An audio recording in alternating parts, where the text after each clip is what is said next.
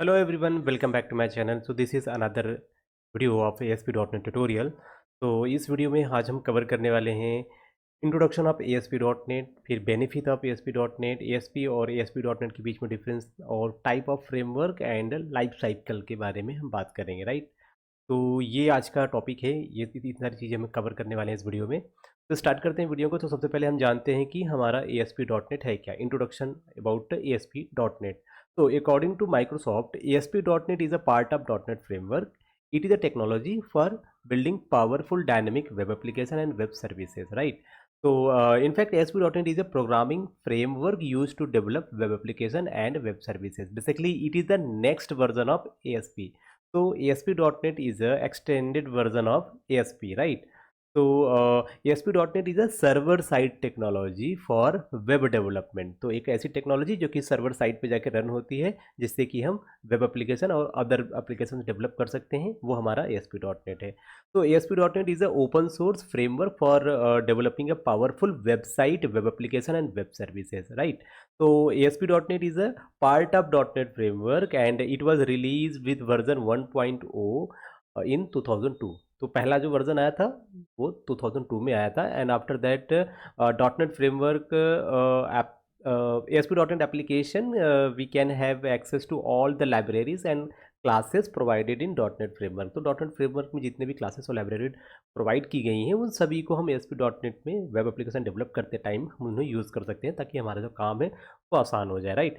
Then ASP.NET is use for developing a website and web application, and ASP.NET website contain web forms which design using HTML, CSS and JavaScript। तो ASP.NEट में क्या होता है कि पहले तो इनका जो भी वेब फॉर्म होता है, उसका जो एक्सटेंशन होता है वो होता है .ASPX, राइट। अब इस एक्सटेंशन में अगर हमें कोई फॉर्म डिज़ाइन करना है तो डेफिनेटली फॉर्म के एक्सटेंशन डिफरेंट हो सकते हैं। जैसे कि अगर हम PHP में कोई वेब डेवलपमेंट कर रहे हैं तो .PHP उसका एक्सटेंशन हो गया, राइट। बट जो स्ट्रक्चर होता है किसी भी वेब पेज का, उसमें हमारा HTML, CSS और जावास्क्रिप्ट ये हमारे यूज़ होना ही होना है। इनके बिना हम उनको डेवलप नहीं कर सकते, राइट। तो ASP.NEट में क्या होता है कि हम दो तरीक़ों से काम करते हैं। एक, अगर हम रेजर सिंटैक्स यूज़ करते हैं तो हम HTML के कोड में ही अपना डायनामिक कोड हम इम्प्लीमेंट करके फिर हम उस चीज़ों को डेवलप कर लेते हैं, ओके। पर यहाँ पर ASP.NEट में आपको दो चीज़ें देखने को मिलती हैं कि इसमें आपको एक डुअल एक ही पेज में दो लेयर देखने को मिलती है। एक लेयर में आप डिज़ाइन पोर्शन कवर करते हो और जो उसका एक बैकएंड लेयर होता है जिसमें कि आप डायनामिक कोडिंग आप करते हो। तो जब मैं आप प्रैक्टिकल स्टार्ट करूँगा तो उस टाइम पे मैं आपको बताऊँगा कि ये दो जो पार्ट हैं एक पेज के, जैसे कि एक कॉइन है तो उसके दो पहलू होते हैं ना, हेड एंड टेल। तो वैसे ही यहाँ पर क्या, एक सिंगल पेज है पर उसके अंदर दो लेयर होती हैं। एक लेयर क्या, HTML डिज़ाइनिंग का पोर्शन हैंडल करता है, जहाँ पे आप HTML के कोड लिखते हो, और दूसरा उसका कोड सेक्शन, जहाँ पे आप डायनामिक कोड राइट करते हो, ओके। तो .dot NET framework offer multiple language to build web development in ASP dot NET, जैसे कि C#, visual basic and J#। तो इन सभी लैंग्वेज का यूज करके हम वेबसाइट क्या है बना सकते हैं ASP.NEट टेक्नोलॉजी का यूज़ करके। अब जरा सा एक स्ट्रक्चर देख लेते हैं। आप देखो, जैसे कि दो तरह के चीज़ें होती हैं। एक है आपका ASP.NEट और एक है आपका ASP.NEट कोर। तो अगर हम ASP.NEट की बात करें, इसमें दो चीज़ें आती हैं आपकी, वेब फॉर्म, मतलब यूजिंग ASP.NEट टेक्नोलॉजी हम वेबसाइट डेवलप कर रहे हैं। तो इसके दो तरीके, एक है आपका वेब फॉर्म, दूसरा MVC। फिर आप यहाँ पे देख सकते हैं, पहले आपका ASP आएगा, ASP.NEट, और इसमें हम लैंग्वेज क्या यूज़ कर रहे हैं, C# या Vue.NET, कोई भी लैंग्वेज यूज़ करें। तो फिर हमारा .NEट फ्रेमवर्क जो होगा वो हैंडल करेगा कैसे कोड को रन करना है, कंपाइल करना है, ठीक, ऑल द थिंग्स। और फिर विंडो ऑपरेटिंग सिस्टम, तो ये विंडो ऑफ मशीन के लिए। फिर अगर हम प्लेटफॉर्म इंडिपेंडेंट की बात करें कि भैया हम एक ऐसा एप्लीकेशन बनाएं, या फिर एक ऐसा टेक्नोलॉजी क्रिएट करें जो कि हर मशीन पे इजीली रन हो जाए, तो उसके लिए ASP.NEट कोर वाली टेक्नोलॉजी, ठीक है। तो फिर यहाँ पे C# यूज़ करेंगे, .NEट कोर का फ्रेमवर्क होगा, एंड देन वो हर मशीन पे रन करेगा, ओके। अब जरा सा कुछ बेनिफिट देख लेते हैं, क्या बेनिफिट है। तो basically ASP.NET make development simple, easy to maintain with event driven and server side programming. तो सही है। बेसिकली ASP.NEट पूरी तरीके से सर्वर साइड टेक्नोलॉजी है, एक डायनेमिक टेक्नोलॉजी है जो कि आपके वेब डेवलपमेंट को आसान बनाता है और इसे मैनेज करना भी बहुत आसान है, राइट।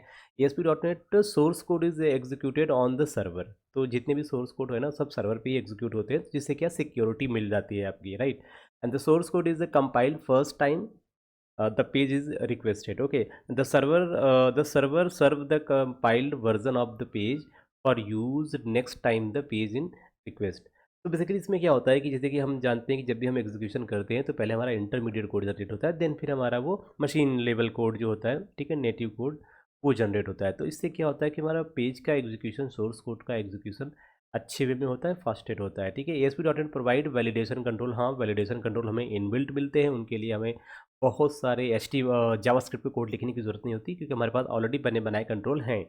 तो इससे क्या होता है, ये जब हमारे पास कंट्रोल ऑलरेडी बने हैं, बस हम इनको ड्रैग एंड ड्रॉप करके अपने फॉर्म में यूज़ कर लेंगे, तो जिससे क्या होगा, टाइम का बचत होगा। तो इसे क्या बोलते हैं, ईजी और फास्टेड डेवलपमेंट, राइट। फिर हम इसमें क्या है कि HTML produce by ASP dot net is send back to the browser and the application code that we write in is not send back to the browser and is not stolen occasionally.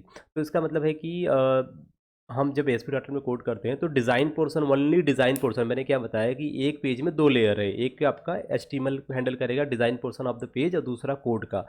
तो जो जो पहला layer है design portion, वो browser पे दिखेगा, only design portion. अगर कोई ब्राउज़र पे जाके व्यू सोर्स कोड करेगा तो उसको सिर्फ HTML के एलिमेंट दिखेंगे, ना कि डायनेमिक कंटेंट। और जो जो सेकंड पार्ट होगा जहाँ पे आपके डायनेमिक कोड लिखे होंगे, वहाँ पे वो सारी चीज़ें सर्वर पे जाके रन होगी, ठीक है। तो 2 लेयर, एक लेयर सर्वर के लिए होगा कि भाई यहाँ पर जितना भी हमने लॉजिक मेंशन किया है, कोड मेंशन किया है, वो सर्वर पे रन होगी। बट सिर्फ ओनली वीविंग पार्ट होगा, डिज़ाइनिंग का जो पोर्शन होगा जो कि यूज़र के लिए होगा, वो आपके ब्राउज़र पे। तो अगर कोई व्यू सोर्स करके ब्राउज़र पे पेज ओपन करके व्यू सोर्स करके अगर कोड देखना की कोशिश करता है, तो वहाँ पे उसे सिर्फ HTML के कोड मिलेंगे। तो दैट इज़ द एक प्लस पॉइंट, ओके। तो ASP dot net business logic and presentation logic are in separate file, okay. तो अगर हम 3 टायर आर्किटेक्चर यूज़ कर रहे हैं, कोई भी एप्लीकेशन बनाने के लिए हम 3 टायर आर्किटेक्चर यूज़ करते हैं, ताकि हम बिजनेस लॉजिक और प्रेजेंटेशन लॉजिक, ठीक है, एप्लीकेशन लॉजिक, डेटाबेस लॉजिक, ये सारी चीज़ें हम डिफरेंट डिफरेंट क्लास में क्रिएट कर सकें, ताकि हम क्या कर सकें, कोड को रीयूजेबल बना सके। तो वो सारी फैसिलिटी अपने यहाँ पे मिल जाती है। अब हम बात करते हैं, next is ASP and ASP dot net. तो बेसिकली पहले था ASP, जब डॉट नेट आया तो वही ASP आपका dot net ASP dot net बन गया। तो ASP में ही कुछ चीज़ें इंप्लीमेंट करके उसका एक नया वर्जन हमने ASP डॉट नेट बनाया, राइट। तो ASP and ASP dot net both are Microsoft technology for web development के लिए। ASP dot net is the next version या extended version of ASP, okay. तो अब कुछ चीज़ें देख लेते हैं ASP से रिलेटेड। तो ASP का मतलब क्या, एक्टिव सर्वर पेज। और ASP use language like scripting language VB script या जे स्क्रिप्ट। और ASP web page have an extension with dot ASP, okay. तो पहले जो ASP था उसका एक्सटेंशन ASP, ओके। अब जब ASP डॉट नेट हो गया तो उसका एक्सटेंशन क्या, ASP तो है डाट में, उसे एक्स यहाँ पे ऐड हो गया, एक्स का मतलब हो गया extended version, right. Next is ASP is interpreted language not a compile. तो ASP क्या कंपाइल नहीं होता था, वो पहले डायरेक्टली इंटरप्रेट मतलब लाइन बाय लाइन, जैसे कि HTML का पेज रेंडर होता है, उसी सेम फॉर्मेट में ये भी होता है। And then ASP is script, ASP script code written with the HTML code. तो आपको जैसे कि ASP डॉट नेट में आपको 2 लेयर मिलता है, एक लेयर पे आप HTML का डिज़ाइन करो, दूसरे पे आप कोड करो। बट यहाँ पर क्या, एक सिंगल पेज के अंदर आपको कोड भी करना है, डायनेमिक कोड, और आपको डिज़ाइनिंग का पोर्शन भी देखना है, राइट। फिर ASP dot net use ADO technology, ठीक है। ASP डॉट नेट में ADO become ADO dot net. तो वहाँ पे आपको कुछ ज़्यादा ही डेटाबेस या डेटा सोर्स देखने को मिल जाते हैं, जिनके साथ आप आसानी से अपने एप्लीकेशन को कनेक्ट कर सकते हैं। बट अगर हम ASP की बात करें तो ASP में आपको मिलता है ADO technology to connect database. तो हम इस टेक्नोलॉजी का यूज़ करते हैं, both are the same. But नए वाले में तो हमारे पास वैरायटी ऑफ डेटाबेस है कि हम कनेक्ट कर सकते हैं। And ASP is partially object oriented. तो ये थोड़ा सा डिसएडवांटेज है कि partially object oriented, not support fully object oriented programming features, okay. अब बात करते हैं ASP डॉट नेट की। तो अब ASP डॉट नेट क्या करता है, ये एक तरह से यूज़ कंपाइल लैंग्वेज। तो मतलब कि ASP डॉट नेट पहले तो एक प्रोग्रामिंग लैंग्वेज को सपोर्ट करता है जो कि कंपाइल हो, जैसे कि C sharp, VB dot net, C++, ठीक है, ये सारी चीज़ें। फिर ASP dot net web page have an extension, इसमें एक एक्सटेंशन होता है ASP, उसमें X ऐड हो जाता है, राइट। तो सपोज़ अगर हम कोई पेज बना रहे हैं तो उसका एक्सटेंशन क्या होगा, पेज का नाम, मान लो पेज का नाम इंडेक्स हो गया, होम पेज हो गया, फिर उसका एक्सटेंशन डॉट AXPX। तो अगर आपको इस तरह का कोई फाइल दिखे तो इट मीन्स कि ये एक ASP डॉट नेट टाइप का फाइल है, right. ASP dot net is a compiled language, okay, compile, okay. And ASP dot net is programming code written in separate file. हाँ, यही मैं बात कर रहा था कि जो प्रोग्रामिंग कोड होता है वो आपको एक सेपरेट फाइल में आपको दिख जाता है, ताकि आपका डिज़ाइन और कोड दोनों पोर्शन अलग अलग रहें, ठीक है। और जो सेपरेट फाइल होता है उसका एक्सटेंशन क्या होता है, मतलब कि हमारा तो ये जो आप देख रहे हो ASP, sorry, index dot AXPX, यहाँ पे this is the dot net file ना, तो यहाँ पे होगा एक्स, ओके। तो ए एक्स पी एक्स, तो A S P dot A X P X dot C S, तो सी एस का मतलब क्या हो गया, वो कोड फाइल जिसमें आपके डायनेमिक कोड होंगे, राइट। और अगर dot A X P x है तो इस पेज के अंदर दो पार्ट होते हैं, एक होता है आपका dot A X P X और दूसरा होता है dot A X P X dot C S, okay. उसमें सी एस ऐड हो जाएगा, that is the code behind, okay. जिसपे कि हमारी सी शार्प के जो भी प्रोग्रामिंग होगी वो लिखी हो जाती है। Second is A S P dot net use ADO dot net technology to connect database, हाँ तो वहाँ पर एडियो था, यहाँ पर ADO dot net, okay. And A S P is fully object oriented programming language, so these are the few basic difference between A S P and A S P dot net. I hope कि आपको ये चीज़ें समझ में आ रही होंगी। Next चलते हैं कि टाइप ऑफ फ्रेमवर्क। देखो टाइप ऑफ फ्रेमवर्क का क्या मतलब है, जैसे जैसे डॉट नेट की टेक्नोलॉजी का डेवलपमेंट होता चला गया, उसी उसी तरीके से जो फ्रेमवर्क है वो भी बदलता चला गया, राइट। तो थोड़ा सा चीज़ यहाँ पे देख लेते हैं कि टाइप ऑफ फ्रेमवर्क ये क्या है, right. Dot net is a platform independent language, independent technology, हमें ये सबको पता है, okay.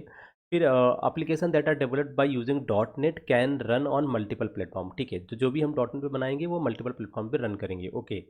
And to run dot net application on a machine, that machine should be first install with software that is dot net run time. तो किसी भी machine को dot net का एप्लीकेशन अगर रन करना है तो रन करने के लिए उस सिस्टम में डॉट नेट रन टाइम ये होना बहुत ज़रूरी है, राइट।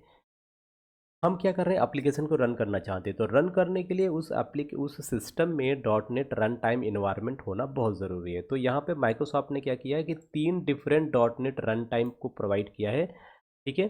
अब वो क्या है, वो कैसे काम करते हैं, तो अब मैं उसको आपको बारे में एक-एक करके बताता हूँ। तो पहला जो है वो कहलाता है dot net framework runtime, okay. The first one is dot net framework runtime. अब dot net framework runtime, second one is dot net core run time. Basically जो dot net core run time है ये dot net core के लिए है, और ये जो डॉट नेट फ्रेमवर्क है, dot net framework run time, ये एएसपी के लिए है, ओके। फिर क्या एक टाइम ऐसा आया जब हमने इस पहले वाले को और दूसरे वाले को कंबाइन करके, तो हमने क्या नाम दे दिया उसका, डॉट नेट रन टाइम नाम दे दिया, जिसमें कि ASP dot net run time framework run time भी कंबाइन है और साथ ही साथ dot net core run time भी कंबाइन है, ओके। तो अब देख लेते हैं what is the dot net framework run time. It was launch into the market 2002 में लॉन्च किया गया था, तो पहला वर्जन था framework, dot net framework runtime का। And this is available only for window platform, और ये जो रन टाइम था, ये जो फ्रेमवर्क था, ये सिर्फ विंडो मशीन पे रन होता था, राइट। इंस्टॉल होता था या काम करता था, कुछ भी कह सकते हैं। And the first version of this run time 1.0 and the last version is 4.8। तो पहला वर्जन 1.0, जो लास्ट वर्जन इज़ 4.8, ओके। तो ये डॉट नेट फ्रेमवर्क था रन टाइम, और जो कि विंडो ऑपरेटिंग सिस्टम के लिए था। अब बात करते हैं dot net core run time.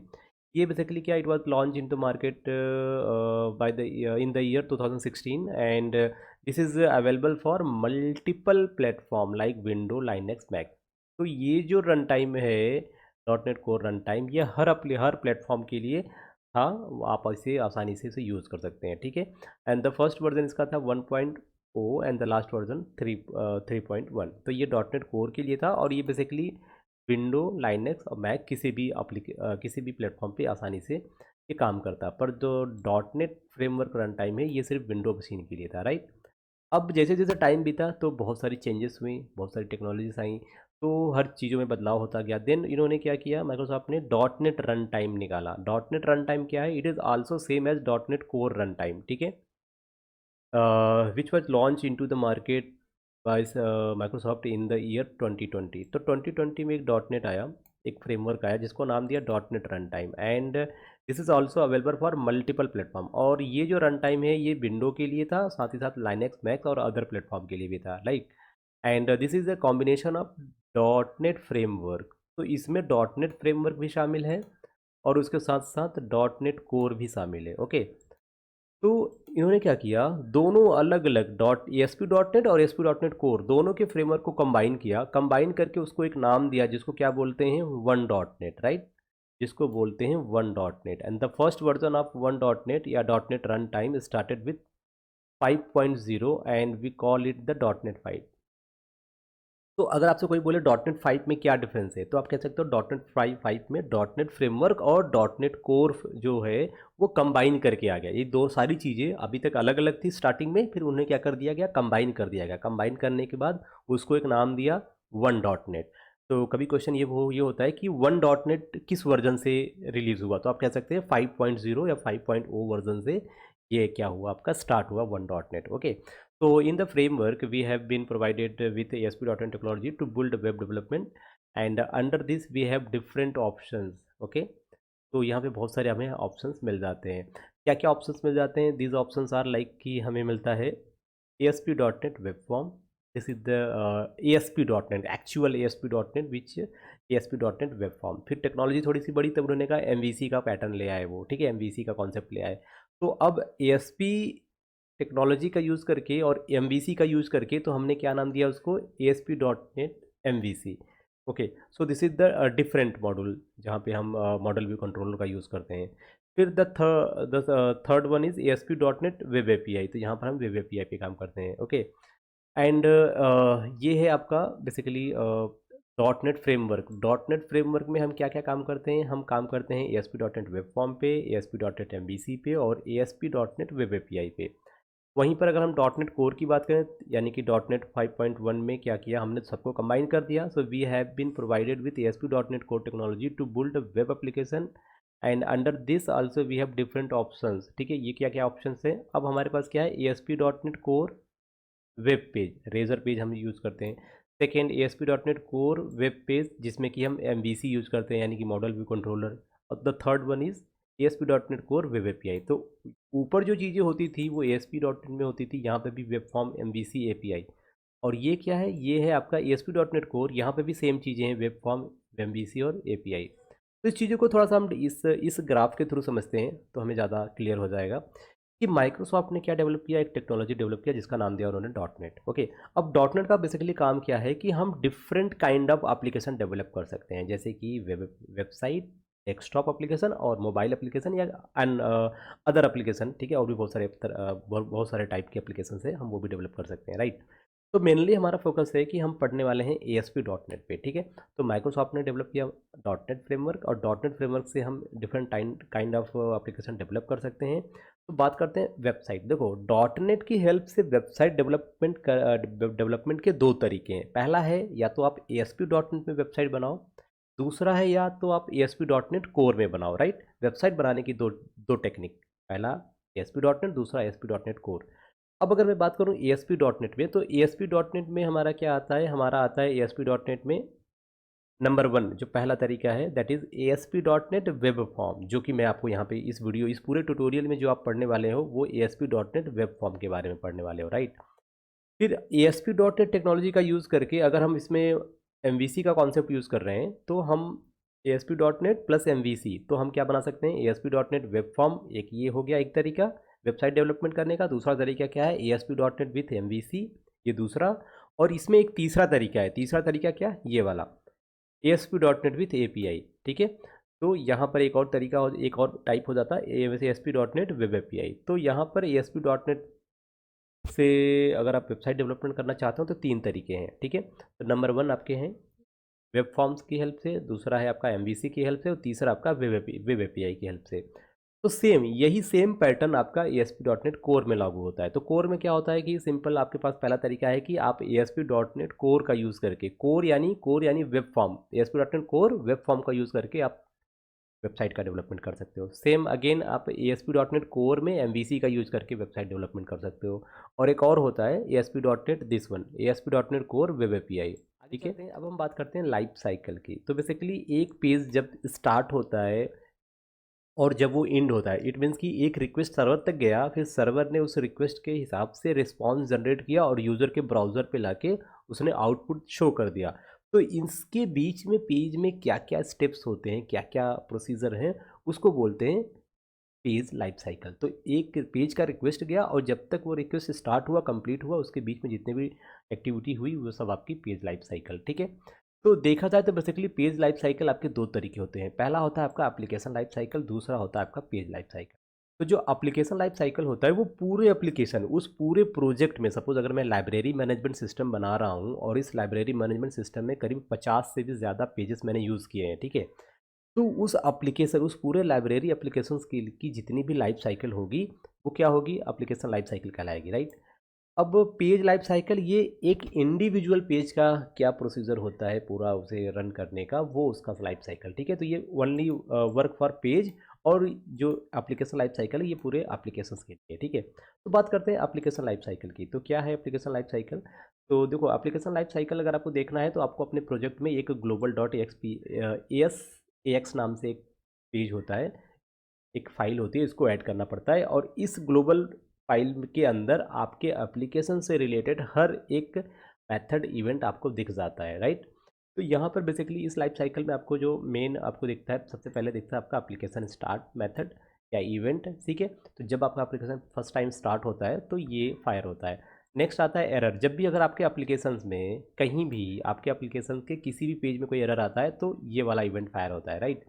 फिर नेक्स्ट आता है एप्लीकेशन बीइंग रिक्वेस्ट। इसका क्या मतलब है कि event is called when the exception is throw. जैसे ही कोई एक्सेप्शन आएगा तो ये वाला इवेंट कॉल किया जाता है, and this event call only when the first module raise an exception, right.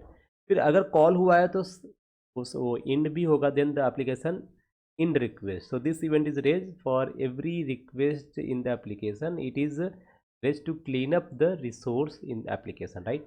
दूसरा आता है initialization. It is called when all the module of an application are created. जब सारे मॉड्यूल क्रिएट हो जाएं तो ये कॉल होता है। Next is dispose. It is called for destroying the resource of application, okay. And the last one is application end. और जब आपका एप्लीकेशन इंड हो जाता है, जैसे कि हम क्या, जैसे ही हम अपने एप्लीकेशन की होस्टिंग करते हैं सर्वर पे, देन एप्लीकेशन स्टार्ट आपका वर्क करने लगता है, ठीक है। This event is called once in the life, okay, of the application, and it is execute before the application is unloaded. ठीक है भैया, अब मुझे अपना एप्लीकेशन नहीं रन करना है, अब मुझको इसको सर्वर से हटाना है, तो जैसे आप उसे हटाओगे देन एप्लीकेशन इंड, खत्म, है ना। तो और ये इसका एक लाइफ साइकिल आप इस तरीके से दिखा सकते हो, this is the application life cycle, right. अब हम बात करते हैं पेज लाइफ साइकिल की। तो देखा जाए तो पेज लाइफ साइकिल का ये दो तरीका होता है कि एक तो है कि आपको मेन मेन जो चीज़ें होती हैं, मेन मेन जो स्टेप्स होते हैं वो आपको बता दिया जाए, ठीक है। और दूसरा तरीका क्या होता है कि पेज लाइफ साइकिल में जितने भी डिफरेंट काइंड ऑफ इवेंट हैं उन सारे इवेंट को आप कवर कर सकते हो। तो फॉर इंटरव्यू पर्पस अगर आपसे कोई पूछता है कि what is page life cycle, तो कोशिश करो कि ये एक बहुत ज़्यादा आपको एक्सप्लेन करने की ज़रूरत नहीं है, एक ब्रीफ वाला आप सिलेक्शन लो। जैसे कि यहाँ पे टोटल कितने हैं, 2 4 6, तो टोटल 6 स्टेप्स हैं। आप ये 6 स्टेप आसानी से एक्सप्लेन कर सकते हो कि हाँ भाई, पेज लाइफ साइकिल में द फर्स्ट जो हमारा स्टेप होता है वो होता है पेज का रिक्वेस्ट का, ठीक है। तो यूज़र या फिर ब्राउज़र से एक रिक्वेस्ट जाती है सर्वर तक, फिर सर्वर उसका रिस्पॉन्स आपको सेंड करता है, ठीक है। तो पेज रिक्वेस्ट का मतलब क्या है? The page request occur before the life cycle of the page executed, okay. User requested a page by typing page name या URL in the browser address bar, right. So this is the starting point of ASP.NET page life cycle. तो ये यहीं से आपकी page life cycle की starting होती है। जब तक सपोज मुझे अगर गूगल का पेज एक्सेस करना है तो मैं क्या लिखूंगा, google.com, फिर जैसे मैं इंटर प्रेस करूंगा तो वो रिक्वेस्ट सर्वर तक जाएगी। तो this is the initial stage. Then आपका आता है स्टार्ट। स्टार्ट स्टेज में क्या होता है, the page property request and response value are set. तो जो भी पेज की प्रॉपर्टी होती है, जैसे कि रिक्वेस्ट, जब भी हम कोई रिक्वेस्ट भेजते हैं तो वो रिक्वेस्ट ऑब्जेक्ट के थ्रू सर्वर तक जाएगा, और सर्वर से कोई रिस्पॉन्स आ रहा है तो वो रिस्पॉन्स ऑब्जेक्ट के थ्रू ब्राउजर तक आएगा। तो इनमें जो वैल्यू होती है वो सेट होती हैं in the start phase of the page. तो at this time depending upon the type of request, अगर वो पोस्ट बैक है, मतलब वही पेज फिर से दोबारा आया है, तो वो क्या हो जाएगा, पोस्ट बैक हो जाएगा। इसकी प्रॉपर्टी होती है इज पोस्ट बैक, ओके। तो अगर आपका पेज जो है वो दोबारा आया हुआ है, अगर वो पोस्ट बैक है, तो उसके लिए एक प्रॉपर्टी होती है इज पोस्ट बैक प्रॉपर्टी, तो ये सेट कर दिया जाता है, राइट। तो अगर if it is a new request then is post back property जो होती है उसको हम अनसेट कर देते हैं, ओके। तो is post back and UI culture property are set in the start method. तो स्टार्ट मेथड में यही होता है कि पहले चेक करो कि कहीं ये पेज इज पोस्ट बैक तो नहीं है या फिर पोस्ट बैक तो नहीं है। अगर पोस्ट बैक है तो उसका इज पोस्ट बैक प्रॉपर्टी को सेट कर दो, अगर फर्स्ट टाइम आया है देन उसको अनसेट कर दो। तो सिंपल सा तरीका है इसमें। नेक्स्ट इज आता है आपका इनिशियलाइजेशन। इनिशियलाइजेशन में कि आफ्टर हमने सब कुछ सेट कर दिया, अब हम इनिशियलाइज करेंगे, ठीक है। In this phase all control on a web page is initialized and every control has a unique id property। तो हम सारे कंट्रोल को इनिशियलाइज करेंगे, सारे कंट्रोल का एक यूनिक आईडी हम प्रोवाइड करेंगे। तो यहाँ से इनिशियलाइजेशन स्टार्ट हो जाता है पेज का। अब बात आती है लोड करने की प्रोसेस, ठीक है। तो लोड का मतलब हो गया during the page load, during the page load the load face page is actually loaded with all default value. तो जितनी भी डिफ़ॉल्ट वैल्यू होती है उन सबको लेके वो लोड करता है, ठीक है, ताकि वो ब्राउज़र पे सारी चीज़ें प्रॉपर्ली शो कर सके। And the request is post back, ठीक है, the request is post back and control property are loaded with information. और अगर वो फर्स्ट टाइम हुआ तो पहली बार तो आपको सिंपली नॉर्मल सा एक पेज दिखेगा, ठीक है।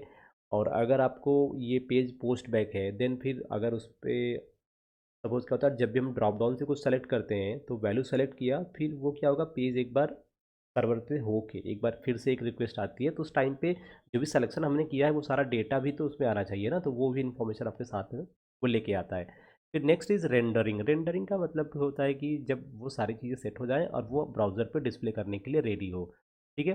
The view state of the control on the page is save before rendering on the server, okay. The page call the render method for every control. तो हर कंट्रोल के लिए वो क्या करेगा, जितने भी वैल्यू है उस वैल्यू को क्या करेगा, व्यू के लिए प्रिपेयर करके रखेगा। The last one is unload. Unload में क्या होता है, बेसिकली अब सारा आपका काम खत्म हो गया है, अब हमें सारी चीज़ें रिलीज़ करनी है, ठीक है। तो उस टाइम पे हम अनलोड को कॉल करेंगे। तो जैसे कि सपोज़ कि एक एग्जांपल लेते हैं, मान लीजिए कि अगर कोई ट्रक है, कुछ अगर हमारे पास कोई सामान है उसे कहीं से कहीं भेजना है, तो पहले हम क्या करेंगे, ट्रक में लोड करेंगे, ठीक है। फिर अब लोड कर दिया तो वो फिर एक एक सोर्स से डेस्टिनेशन तक पहुंच गया। जैसे डेस्टिनेशन पर पहुंचेगा फिर वहाँ पर क्या करेगा, भैया सामान आ गया अब उसको आप रख लो। तो फिर क्या करेंगे, उसको अनलोड करेंगे ट्रक को, राइट। तो सेम यहाँ पर प्रोसेस है कि फर्स्ट टाइम पे हम लोड करेंगे कि भाई सब कुछ तैयार हो गया, फिर जैसे ही वो ब्राउज़र तक आ जाएगा सारी चीज़ें डिस्प्ले हो जाएंगी, उसके बाद हम उसको क्या करेंगे, अनलोड कर देंगे। This event raise after the control is completely render. जब सब कुछ ब्राउजर पे कम्प्लीटली दिख जाए तो उसके बाद हम इसको क्या करेंगे, अनलोड का प्रोसेस स्टार्ट करेंगे, ठीक है। This unload request, okay, so the request and response property are uploaded and clean up is perform. तो जो भी रिक्वेस्ट ऑब्जेक्ट है, रिस्पॉन्स ऑब्जेक्ट है, उसकी प्रॉपर्टी को आप क्या करेंगे, अनलोड करेंगे और उसको क्लीन करेंगे, राइट। तो ये आपके पेज लाइफ साइकिल का एक ब्रीफ इंट्रोडक्शन आप यहाँ पे कह सकते हो।